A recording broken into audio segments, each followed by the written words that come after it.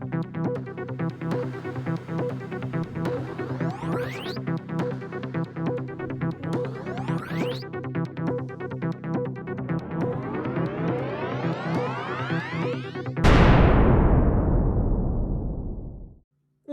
to episode number 7. I'm Dr. Gwen Palafox, a neurotypical psychologist who really loves doing this podcast.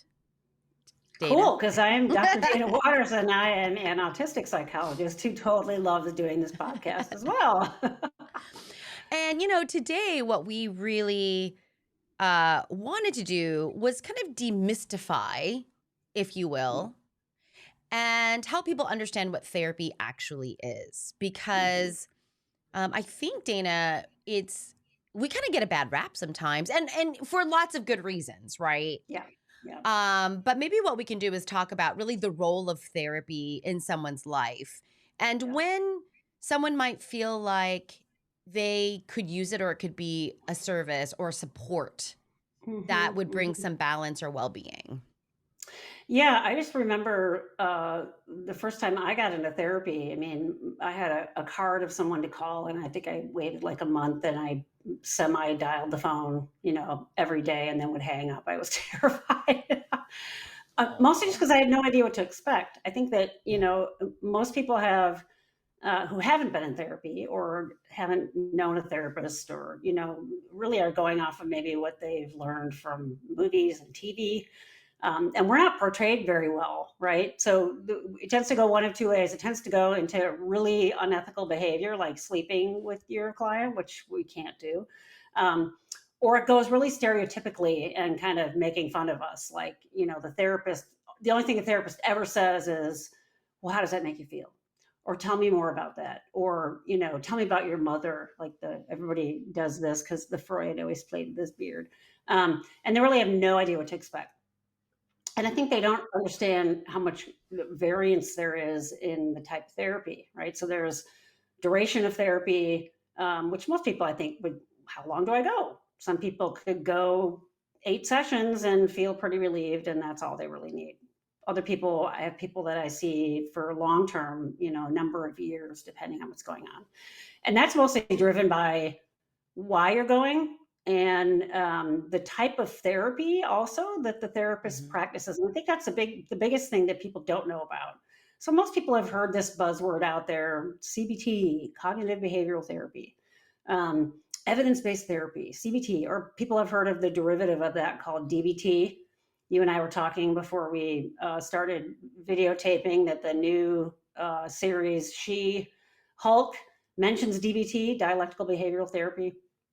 And people have heard about those things, maybe from their medical doctor. It's not the only kind of therapy that's out there. And it's really a misnomer that other modalities of therapy are not evidence-based. They are. It's just evidence-based in a different way. So CBT, cognitive behavioral, would really be looking at the way you think. Like, are you having negative thinking? And are there ways for us to change your negative thinking? So this would be the proverbial, I always see the glass half empty. Let's work on why you do that, and maybe change it to how you see the glass half full, and then sort of derivatives of that. So the other thing about therapies is the different modalities practice different ways. So they're using different tools. And their theory, kind of what I like to say is the Wizard of Oz behind the curtain. What's going on back there is different. So each school of thought has different theories about why certain things happen, why we end up acting a certain way, how we end up feeling a certain way. So CBT, for example, is going to have a different theory behind why I have an eating disorder, let's say. And then if I'm doing person-centered or psychodynamic therapy, they may have a slightly different take on why someone has an eating disorder, right? And so the theory behind it's a little different, and then the techniques would be different. And so the therapy would feel different, right? So I identify as, I should say, I went to the Adler School, which is now Adler University, but really is a person-centered and what we call psychodynamic, not psychoanalytic. That's the old school on the couch. The therapist, sits behind you, which is really what I like to refer to as being a digger. I'm constantly wanting to know why. And that sort of therapy, A, is insight focused, like, why might you do this? Um, let's figure out why you're doing this because it probably makes sense for you, or you learned to do it at a time when it made sense and maybe it isn't working now. And then is there empowerment and choice that you can make now to do it differently, or do you want to continue doing that from a different perspective because you're okay with it, right? That takes some time to get into that, right? And because of that, the kind of therapy I practice is also what's called relational or person centered. I'm really going to want to get to know, excuse me, you as a person, and really want there to be a bond between us. I want you to be able to trust me. It takes time to build rapport and those kinds of things. Versus if you're coming to me to quit smoking cigarettes and we're going to do like an 8 session prescribed CBT sort of thing, it's a little bit more dictated. And then the relationship isn't as important. So that's something that people, when I start to explain that to people, their mind kind of blows and they had no idea that there's all these different ways to do therapy. Yeah. And a therapist won't always like tell you what their theoretical lens is. Like, for example, I use lots of different stuff. I use CBT techniques sometimes. I don't identify as a CBTer. It's not my theoretical base is. And then there's just the fit with the person, right? Everybody you meet, you can't be friends with. There's people you don't like. I always tell them, think about people you work with. There's some people that you really get along with, you like. Gwen and I, from day one, had good chemistry. We like each other, right? And then you Yeah. have other people you work with where you're like, oh my god, if I knew you socially, there's no way I'd hang out with you. And that Yeah. can happen with a therapist. I think the national average, last time I looked, was about 5 therapists before someone finds a therapist that really feels like it's a fit, which I think's on Mm. one level a little bit sad. But on another level, really gives merit to how important the relationship is in therapy. You have to be able to trust that person. The way they're doing therapy has to feel okay to you, Yeah. because you're not just going to like a physician and saying, my elbow hurts. You're opening up these really old things and vulnerable things. You have to feel safe and secure with that person. So that's kind of like Yeah. just an entry level, what's going on there with different therapists out there. Yeah, the other, I think, where things can get a little confusing is the idea of, a therapist versus, or a psychologist versus a life coach, right? Yeah. And that there are places for every kind of support, and I really see Hmm. therapy as focusing on the social emotional skills or landscape of a person. Hmm. How do you relate to yourself? How do you understand yourself? And how does that understanding of yourself inform you about how and what kind of relationships you have with others, Yeah. right? Yeah. And so, no matter what orientation of therapy or style of therapy or type of therapy you do, Mm-hmm. the focus is always really, I think, on understanding yourself so that you can change your behavior to be X. Yeah. Whatever that X is, right? More balanced, feel happier, less sad, Hmm. but more well-being. Hmm. Whatever that Right. is. And I think those X's, those end products for therapists are not always easily measured. This is, Right. we kind of got into this with ABA a little bit in our Hmm. ABA episode, which is, Hmm. why is there more literature or evidence for ABA than there is for Right. any other intervention? Right. And it's because, it was reduced to these things like, how long can you pay attention for? And that was, objectively defined by eye contact or like Right. Right. whatever Right. that Yeah. is. But that, therapy is really meant to, I think, understand yourself Yeah. Yeah. in a way that serves you in a healthy, positive, Right. Yeah. joyful, kind of And way. in a way that you can be not judged by your therapist or feel not judged, but just like, Yeah. oh, this is what I'm doing. And then, be more gentle on yourself and not judge yourself as well. Right. Yep. Yep. The other, yeah, the when you were talking about ABA or DBT or CBT, these ones that you'll hear people talk, evidence-based, from a research standpoint, those variables are easier to define and they're easier to keep in a controlled environment. That's why they say they're evidence-based. Something like a longer-term therapy where it's person-centered or psychodynamic, they're living their lives, you're seeing them once a week for a couple of years. The variables are a little bit harder to grab onto, but that's more real life because you're not sitting someone in a cage like a rat and having them go through a maze, right? And I'm not trying to just dish that therapy. There's absolutely certainly places for that. What I hear from a lot of autistic clients who have been taking a sort of circuitous route to get to diagnosis, especially if they're women, they get diagnosed as borderline personality disorder, and then they end up in that dialectical behavioral therapy, DBT pipeline, which can work. It's very structured. It goes through modules when you're doing this, and it sometimes for folks that can be enough structure to just sort of even get a hold of things initially and can actually help. I've had other people come to me and say that was the worst experience of my life. It just depends on the person and how it jives with them, right? How it works with them or doesn't work. And the models, I think how the models came to be, they were treating certain things. Right. So DBT, Marsha Linehan, right? Forms creates DBT as an extension of CBT to treat borderline personality disorder, right?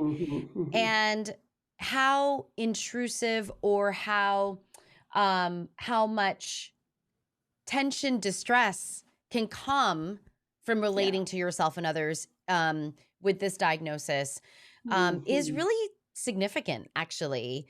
Absolutely. And so the model follows that. I mean, the model is very rigid because it's creating, I think, very, very strong boundaries where there are no boundaries. Right, because that's sort of the crux of borderline is having no boundaries. Yeah. And there's this very strong component of distress tolerance. How do I manage the distress that comes into my life in the moment? Yeah. And then this very pedantic or like knowledge-based, right, emotional regulation types of knowledge, those two arms. But that, DBT at minimum is individual therapy, group therapy, and parent, if you're a kid, therapy. Yeah. All of those things weekly. Or couples. And then we've got like that distress tolerance piece, which is, on-demand coaching. So it is a very intense therapeutic. And I don't know many DBT therapists who are truly DBT that actually don't follow that model. They don't tend to play outside of that model. I mean, or the way it's prescribed or researched, Yeah, you bring up a good point too, because it makes me think of other things that prescribed model, not DBT, but other prescribed models would be really important to use for like substance abuse, or like if you're in a treatment program, they're going to be very structured, have,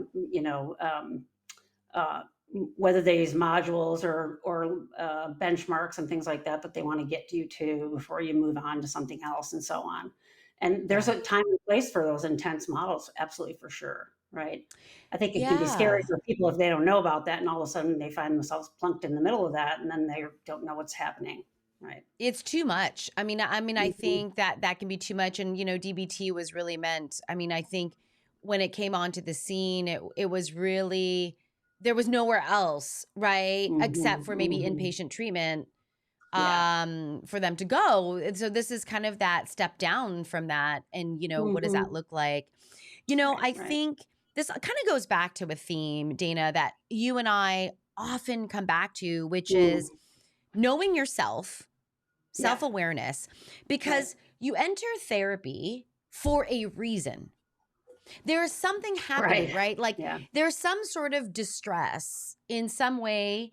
And so when you enter therapy, you want to know what that distress is and what you want to do with it. Even if it's like, I just don't know why I just don't feel anything.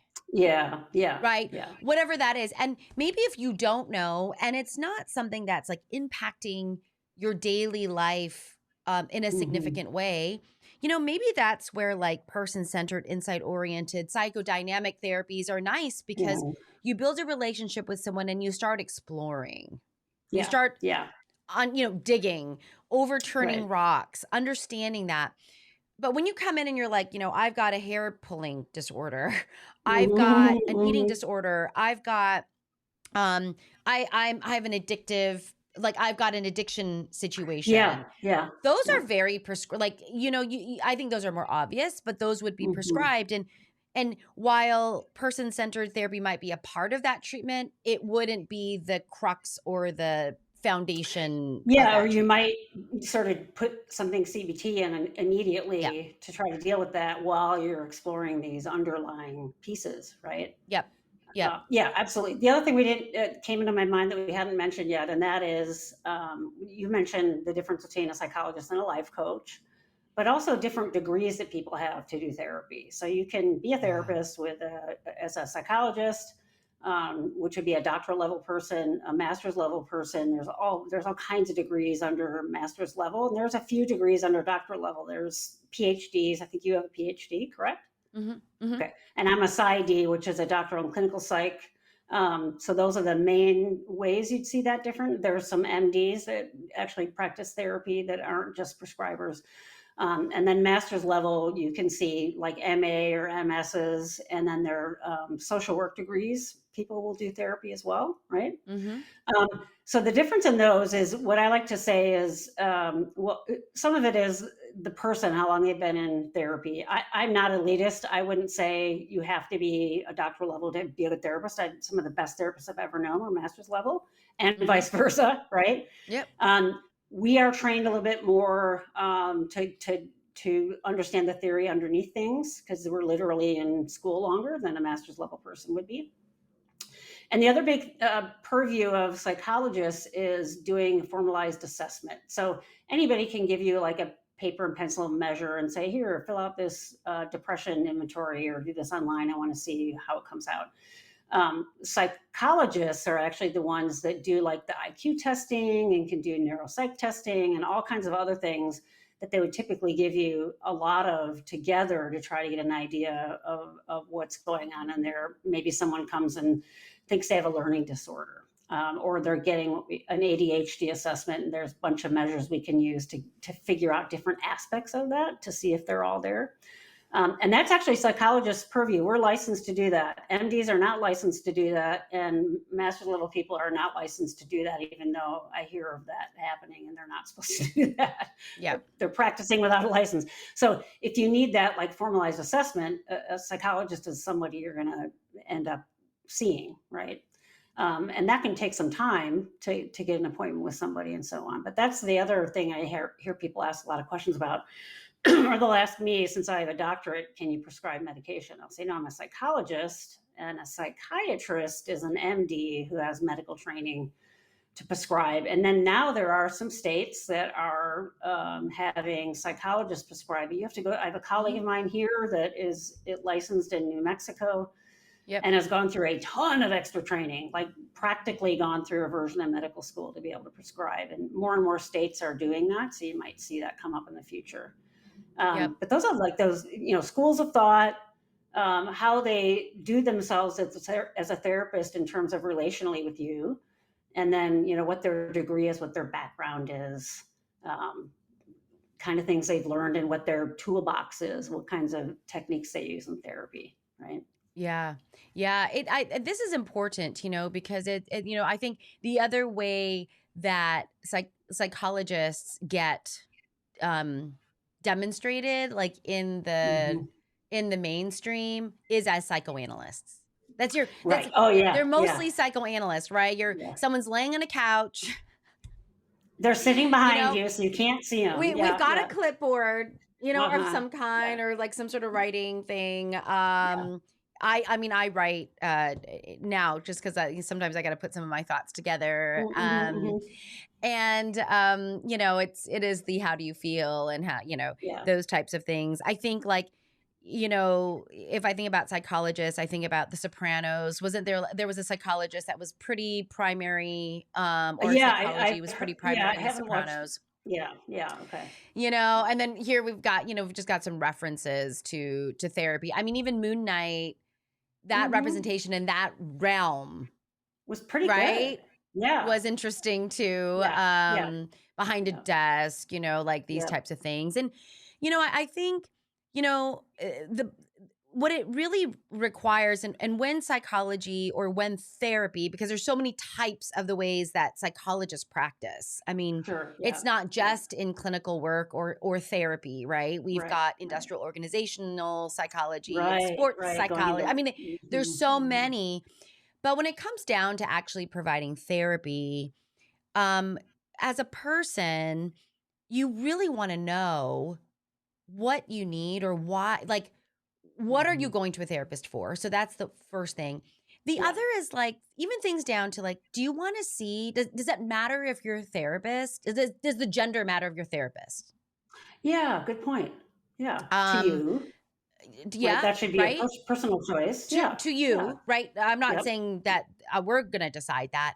And Right. there's reasons for that, and it's because, like some of my clients, for example, they're really trying to separate and and become more autonomous with their own Mm. agency, and so sometimes if their primary support system or they were ever enmeshed with their mom, Yeah. which Yeah. happens in Yeah. parenting, right? Sure. Sure. Um, they don't necessarily wanna see a woman. Oh yeah. Yeah. For Which is sure. so Yeah. interesting, right? Yep. Or maybe they do, and it's a healthy Mhm. relationship and that gets reshaped. But this is Yeah. why this kind of insight oriented work or relational work can take a Mhm. while because Yeah. it's not so objective. Yeah. And It's it's really it's like the lived experience, the cumulative lived experience that I think shifts things over time. Yeah, and you said something, sort of a word that got in my mind, and that's like a reparenting. Yeah. That's that longer term therapy is Yeah. to redo that because a lot of folks maybe didn't get a good model of that or actually had abuse or something along those lines. And that, yeah, that takes some time. Hmm. Yeah, yeah. And you and I could get really dorky and we know about like relational homes and creating relational homes that are, in these Right, right. symbolic kind of places. Hmm. I think if we want to put Dana the overlay Yeah, of neurodiversity on therapy, like let's yeah, like overlay that. Where I find my recommendation is if someone is neurodivergent, I would highly and you know that yeah, I would recommend that you find a therapist if you think therapy is going to be helpful for a certain reason. right. Um, that therapist is knowledgeable, Yeah. educated, and has experience in with the neurodiverse community. I think it's essential and it's hard to find. That's the Very. hard thing. Yeah, yeah. I mean, Dana. I Uh, mean, Dana's taking clients all the time. No, just kidding. yeah. Dana. I mean, that's actually one of the main reasons I started Awake was to let people know that, you know, myself included, when I was on my own exploration, I was like, wait a minute, women? And they look so different. And not every guy fits the stereotype of it. And there's all this beautiful variance in this. And it's not all, if you look at a normal curve, everybody is autistic, doesn't fit all the things in the middle. There's these curve, the tails of the curve where people exist. And I would actually say the vast majority of therapists don't know that. They're still going off of what that little module they've learned in school, or, that person's far too functional to be autistic, or they're not functional enough, or whatever it is. I've had so many people reach out to me at Awake saying, I had done all this research, I took all this data to this person, I showed it to him, I gave it to him, and they said, no, you're not autistic. To which you should be able to leave and say, I've done all this research. It fits me to a T. And if you have someone who isn't going to validate that, or at least say, let's look at that together because I'd like to figure that out too, Yeah. run. Because if you've done all that research, I love this meme. It's a chronic pain meme, or a chronic illness meme, but it pertains. And that is the doctor standing there saying, don't confuse your 1 hour Google search with my 6 years of medical school. And then the patient says, don't excuse my living with and researching this for 30 years with your 6 years of medical school. And because it goes both Mm, ways, right? yeah. Someone who's done a lot of research and can really identify with it and really know, especially now with the internet, you can find so many resources and so much stuff that's in layman's terms that isn't like our journals where no one can read them unless you've gone to psychology school. I can barely read them myself, right? There's so much more access to information about not just like what are the criteria on the DSM, but how does this get lived out? What does it look like? How do people Yeah. experience it? But yeah, absolutely. People need to find folks that know this, or at the very least, are not going to reject them outright and say, I've been hearing about this, that I may not know a ton about this. Let's do this together. Yeah. Yeah. Yeah, absolutely. Absolutely. Um the things that I find too, because I I've seen myself, and I kind of identify therapeutically as kind of an eclectic or integrative Mm-hmm. therapist, which really Mm-hmm. just means that I borrow things from a bunch of different places. Yeah. Um, because I think the other thing about therapists, for those of you who are not therapists, Mm-hmm. there's a reason why therapists choose the type of therapy we do, because it's Mm-hmm. reflective of who we are and like Yeah. our Yeah. personalities. Sure. It should fit. And Yeah. you bring up a good point that the tools you use should also be a good fit for your client. Yeah. So if I do some hardcore CBT thing on a client and they don't like it, that's not a good fit. So I have to be able to kind of change shield frequencies, to use a Star Trekism. I need to be Yeah. able to move and ebb and flow with that to make that fit with the client. But then also, yeah, like you said, it has to work for me too. Yeah, it really does, Yeah. because there's some things like I don't tolerate well, like just Mhm. personally, and so I have to be Mhm. really careful. And as therapists, we need to be looking at our own profiles, our own Yeah. biases, and how they Yeah. influence the work, and how Mhm. we create a very safe, embracing place for our Mhm. clients where Yeah. they are, right? And so meeting them means that I need to be really adaptive and flexible, and Mhm. but while still keeping the overarching goal of therapy in mind, right? Mhm. And I Mhm. really feel like, the work of a therapist and a client, when done well, is synergistic. Yeah. That both of those people coming together, um, in trust and time, usually time is what kind Mhm. of builds that trust, really. That those Mhm. two, that's the magic. It's not one or the other. It's the Yeah. magic of the both, right? And That it's learning that dance. Like you're Yeah. also learning your client and doing things that fit for them. That takes some time too. Yeah. And I feel like that is really important, because I'm a digger as well. I like insight oriented therapy, but I know Mhm. that for some of my clients that are in the neurodiverse community, they are overwhelmed by insight. Like, Yeah. they have so much thinking that what they need is a little direction.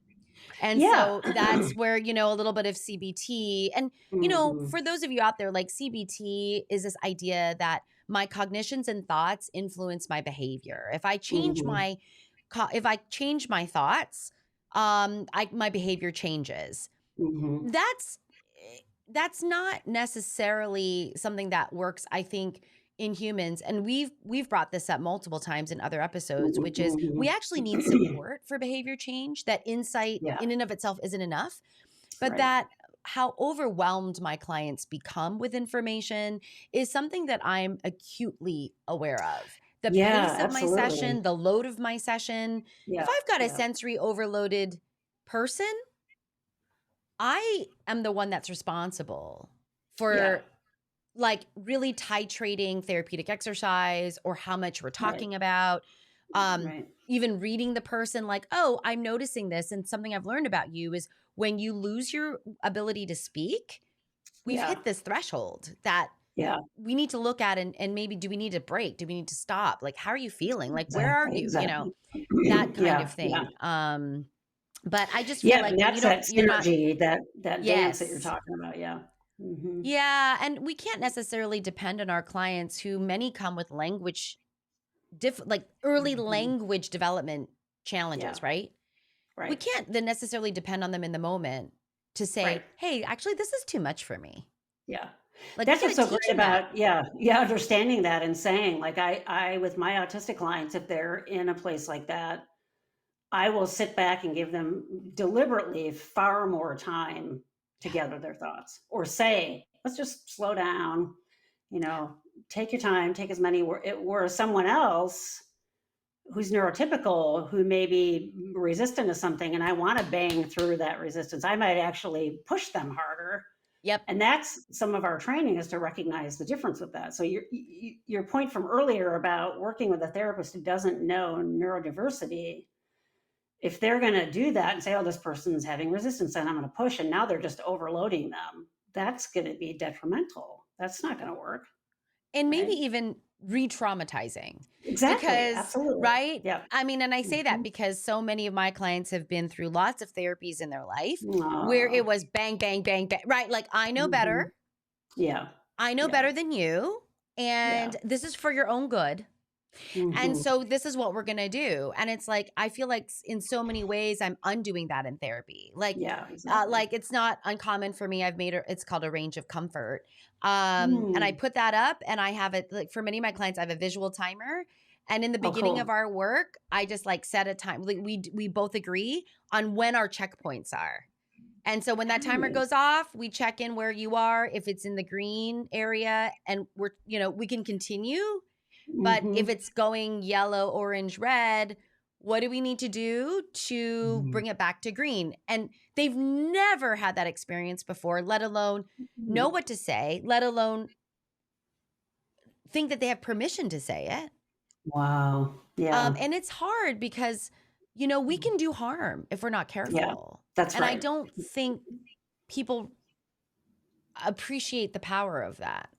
It just makes me think of a kind of, you're talking about really a frame for each individual person, or even framing what they're talking about at that particular point in time. But you brought up a really interesting point that I was thinking, how many parties have I been to where, like, I'm meeting someone new and they're like, oh, what do you Oh, do? And I say, I'm a psychologist. And they're like, oh, I can't tell you. They either go one of two ways. They tell you everything inappropriately about themselves, or they find they slowly kind of walk away. And I'll say, look, if I'm not in session, I'm not getting paid for it, I'm not going to work that hard. But the yeah. interpretation is that we're sitting back there, taking our notes, and Analyzing them. we're analyzing everybody, and more importantly, we are interpreting them, right? And that is certainly the case with the old school psychoanalytic. That's what happens. There's a reason that person sits behind you. You can't see them. It isn't relational, and they're actually judging based on that theory. And there are some good ideas from that we've trickled Mhm. down and kept in Mhm. psychology. And there's Yep. other ideas about that are so colonizing and so elitist. And I'm the Yep. doctor and I know what's going on with you. And this is how I interpret it. Um, to even say, I'm wondering if it, and I'll tell my clients this, neurodiverse or not, I'm wondering if it's X, Y, or Z, and you can tell me if it fits or doesn't fit. But that Yep. also means there has to be that trust established. And I can have clients say, no, but they've gotten to know me. Or if they're new with me, they'll say, oh, I don't know. And I'm like, I'll just say, it's totally okay to look at me and tell me I have no idea what I'm talking about. I'm Yep. cool with Actually, that. please do. Please Actually, do. please Yeah. do. Please tell Yeah. me, because we want people to feel a sense of agency in the work. Yeah. And being Like, seen authentically yes. for who they are, right? Yes. I don't Yes. want to judge you. I don't want to say, I know what's going on with you and you don't. I want us to do it collaboratively and say, if I'm off, tell me. Because I want to walk down that path with you, and let's go on this insight journey together, because that's exciting for both of us then, if we do Yep. that. Because you're going to get understanding as to why these things are happening, or why you feel the way you do. And then I'll be there to sort of keep you upright if it's a lot to deal with as you gain that insight. Yep. Yeah. This is actually where I feel like, okay, so like closing the gap between Mm-hmm. insight and behavior, or Mm-hmm. insight and Mm-hmm. action. Actually, this is where I feel like a life coach sometimes comes in. So, Oh, like, Dana, sure. you and I were talking like offline about, as we were preparing, ourselves for our podcast and really Mhm. playing around with ideas. I find like, where a life coach really comes in handy is in that, kind of more accountability, like setting a Mm. goal Mhm. and being accountable to much like a personal trainer, if you will. Yeah, yeah, But it's like, what are the things that you want to accomplish objectively with actions or skills in your yeah, life? and you want me Now to you've call got you if you're not doing it. exactly. Yeah, yeah, exactly. Right? Or Yeah, like you check in with me, 3 times a week on whether you finish this emotion journal yeah, diary, yeah, and that's going to help you with whatever goal. Like that's where I right. feel like a life coach can be really helpful Yeah, in absolutely. my kind of field when as Yeah. I'm supporting neurodivergent adults. But Oh, yeah, how does absolutely.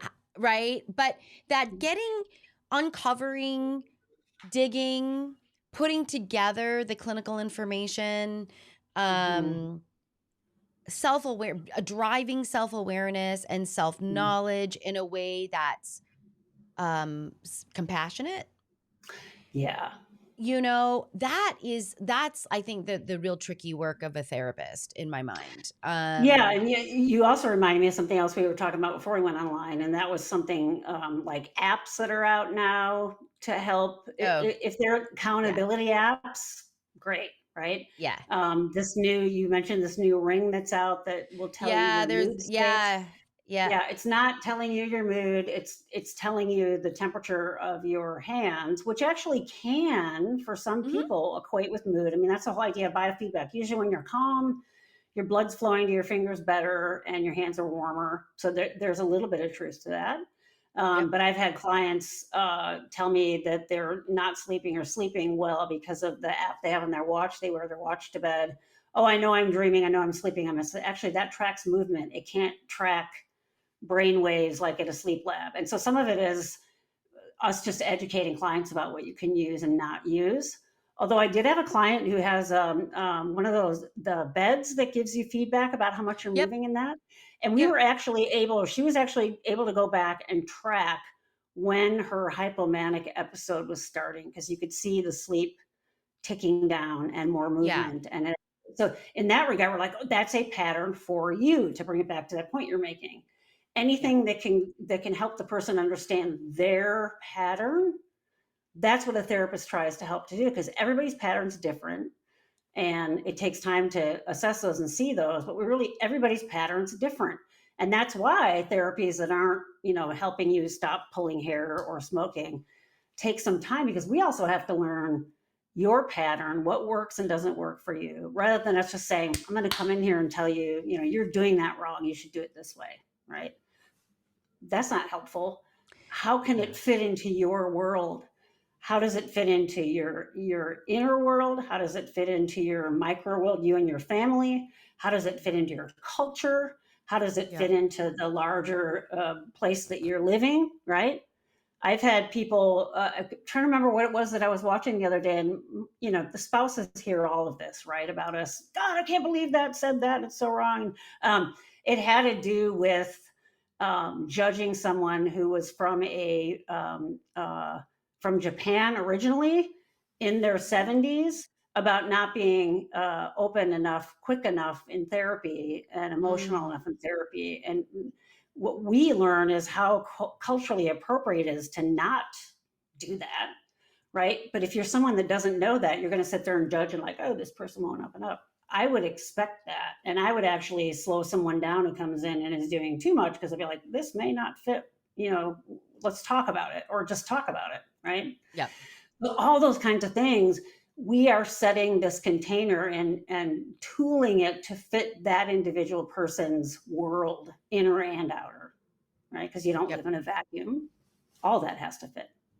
Yeah. Yeah. And that if you're a product of your cumulative experience and Mm-hmm. you're 20, 30, 40, 50, 60, 70, and then Mm-hmm. you want to change something, Yeah. I mean, Might take a little longer. Yeah. Yeah.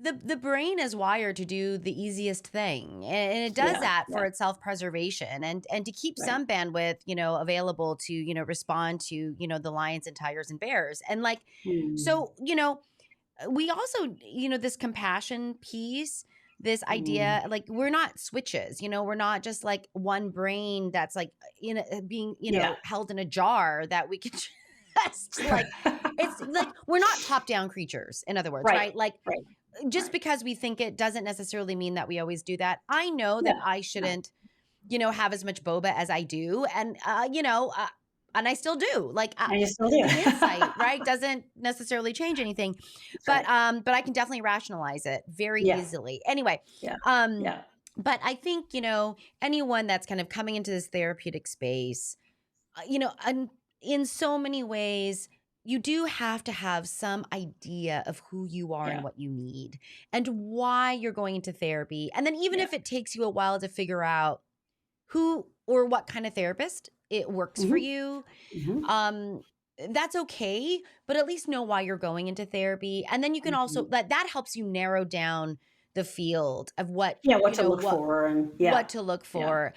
And that, while there are lots of conversations and lots of literature out there about what's better for what, is CBT better for this, DBT is better for this, Mm, insight oriented work mhm. is better for this, something that we absolutely know through the literature is one of the biggest factors of therapeutic success is the relationship between the Is the therapist and the the client, alliance. Yeah, the right? goodness of it. Yep. No matter what the orientation of the therapy is, Right. the Yeah. fit of the therapist and the client Yeah. makes a significant impact in the effectiveness of that Absolutely. work. Yeah.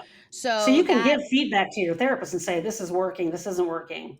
all the And if they time, won't please listen to you, leave. Don't get out. stay. Right. Yeah. Yeah. Yeah, I mean, I think what's not helpful is if you feel diminished.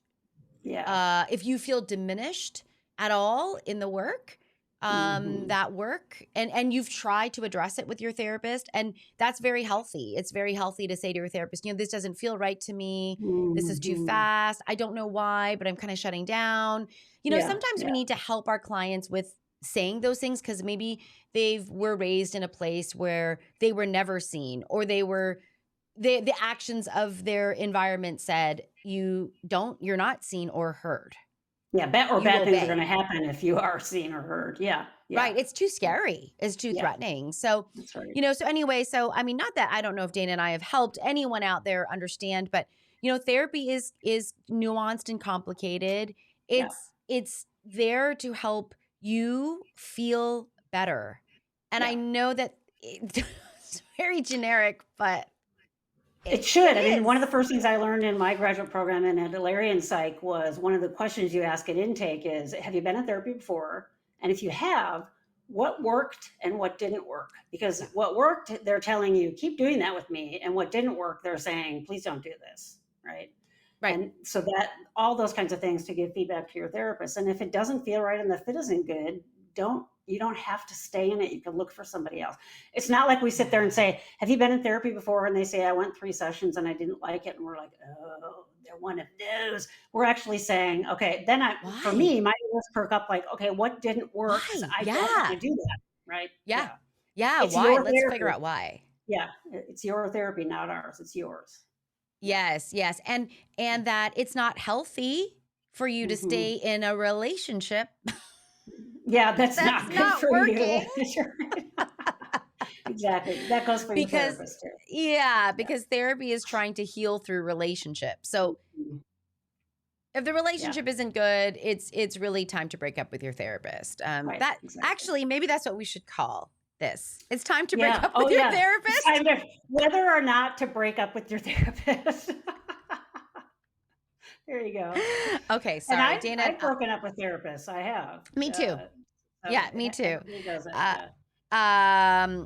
yes, and then that's okay because you're, advocate. That's one of Everyone the needs ways that. that Yeah. we, we're Dana and I are in the United States, and the way that we manage our healthcare system here or any system here is really through advocacy, and Yeah. so That's right. Yeah. advocate, and it's another reason why Dana and I do this podcast. It's like, how do we help people understand how to advocate or when to advocate or if they need to advocate? That's we're trying to Absolutely. give Trying to get voices to information out people. there.